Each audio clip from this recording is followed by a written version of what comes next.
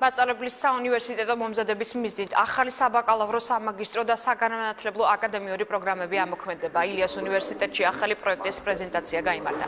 მომავალი პედაგოგები შეისწავლიან მეთოდოლოგიას და ფსიქოლოგიას, სასწავლო დაწესებულებებში კი პედაგოგიურ პრაქტიკას გაივლიან.